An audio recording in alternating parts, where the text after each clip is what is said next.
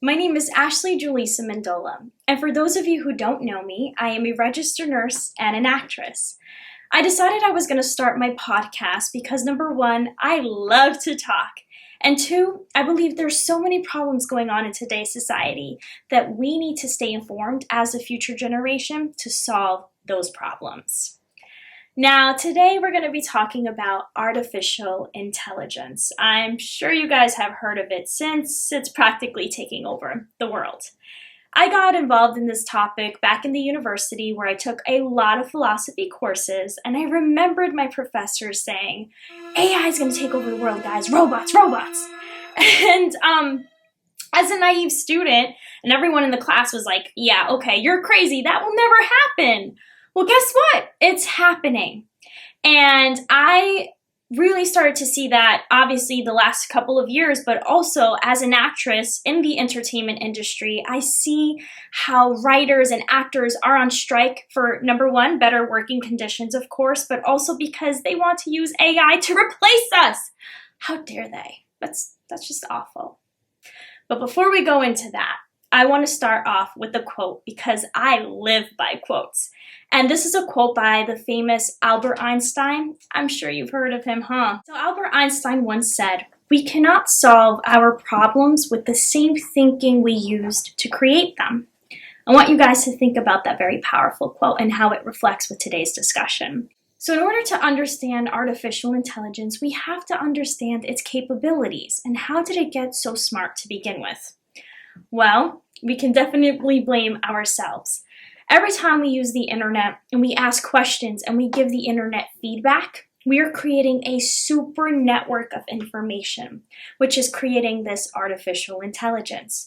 It has gotten so smart that it has the capabilities of a human and the ability to outperform humans. It can do decision making, it can do problem solving, data analysis, creativity.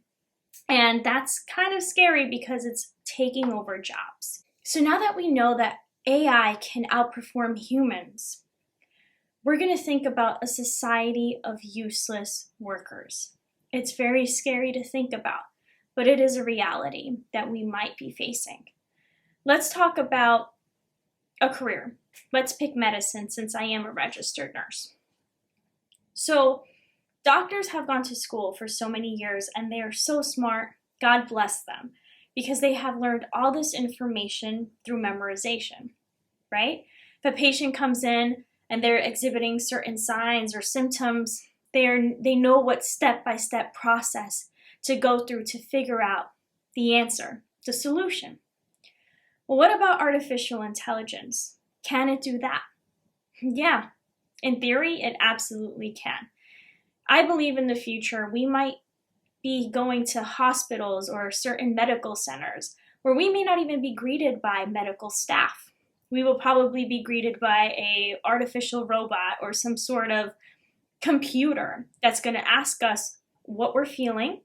And once it generates all that information into a system, it might start to spit out information to you like, okay, go visit this lab. We're going to have these labs drawn, or we may need these certain procedures taken, but here's the medication, here's the treatment, this is your diagnosis. Because it already has all the information of signs and symptoms and everything you can possibly think of. I mean, it's the internet. We learn as students, we learn from the internet, we learn from textbooks, and that's all online. So our AI can technically give diagnoses. So what about the entertainment industry? Unfortunately, there has been many discussions of using artificial intelligence to replace actors. So they will use your image and have this AI perform for you. So what happens to talent? I mean, do I need to go to acting school anymore? Probably not if artificial intelligence is going to take over and win the Oscars. And what about music? I mean, music, what happened to songwriters? I mean, if you go on AI or Chat GPT right now, it can create a song for you in seconds. And the poetry and art, photography, digital when we think about digital platforms to create scenes in movies, I mean, think about the movie Avatar. So this is a very, very scary thing when we think about all the jobs that are going to be lost if we don't stop it. If we don't stop big corporations who are greedy and are just thinking about money, money, money, and not thinking about their workers. So how are we going to solve this problem? I believe the answer lies on education. We need to reform education because unfortunately our education system is outdated. And I respect educators, don't get me wrong. I have family members who are teachers, who are principals, but I also have worked in the school systems for many years. And I see that children and the students are being taught to memorize information. But is that really useful nowadays? When we already have a whole data collection of information that children and students can just retrieve in an instant? Or is it better to teach the children how to retrieve that information and be able to distinguish factual information from subjective information and using that information to create problem solving and apply them to everyday life? I think that's more important. And what about teaching students how to use AI? AI can help you with ideas, yes, but what about integrity with your work? I once had a professor, and I remember in the beginning of the class, he once said, when you guys write an essay or you hand in any work, I want you to have pride in your work. I want this work to be yours. Plagiarism is taking the words and the hard work of someone else and using it as your own. And that's why it's a big issue. But now with AI, people are using platforms such as ChatGPT to write their essays. So really at the end of the day, you're plagiarizing and maybe you haven't got caught by your professor. But when you walk down that graduation aisle and you receive your diploma, is that really your diploma or did AI get you that diploma? What have you learned? And it's kind of scary to think that our future doctors, our future lawyers, teachers, nurses, you name it, are going to get their degrees from AI. I mean, that's really scary. Imagine your doctor saying, hold on a second, I'll be right back. Let me go ask ChatGPT for this answer. That's not a good thing.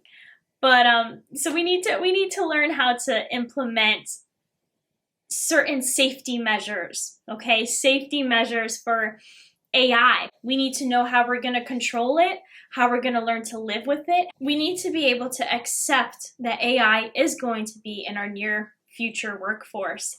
But what we need to learn to do is to be able to adapt with AI and interact with AI so they don't replace us. We need to see AI as a very powerful tool and use it for something positive.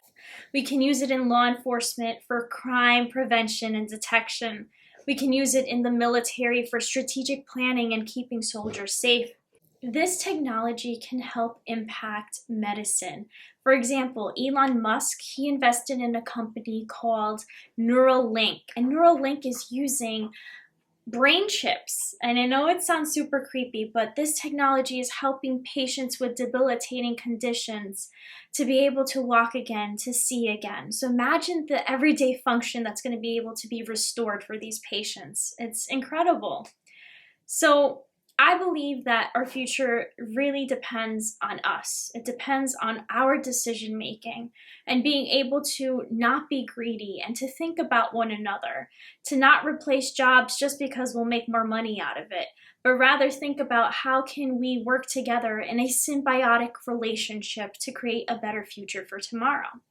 To think about human interactions, to think about what it means to be human and the purpose of life.